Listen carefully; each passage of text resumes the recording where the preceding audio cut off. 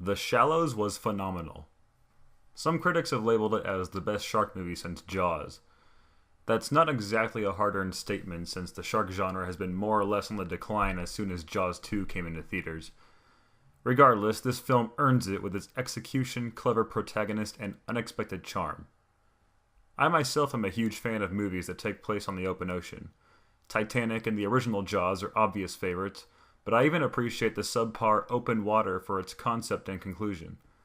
The Shallows will certainly take its place amongst this list.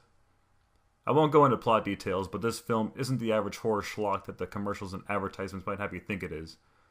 The protagonist, played by Blake Lively, isn't your typical surfer girl in for a fatal wipeout.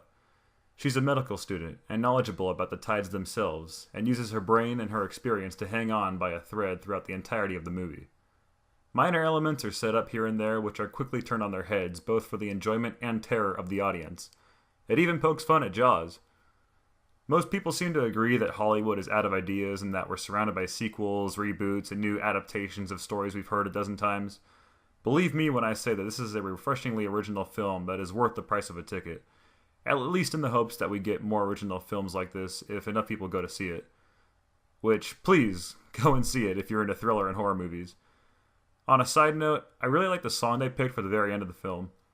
Perfect choice, though I can't say why as it pertains to a minor spoiler. Also of note, I am working on a comic series that features a surfer girl character. This movie is actually practically my entire idea for her story arc, so it was quite a surprise seeing the basic idea for my scenario on the big screen before I even wrote it down. This definitely had something to do with why I liked it so much. I'm reluctant to give this film an 8 out of 10 as I don't think it will have the impact that Jaws did in 1975, so I'll give it a 7. Worth a watch if you like these kind of movies, though it might not be the absolute best, it's certainly worth your time.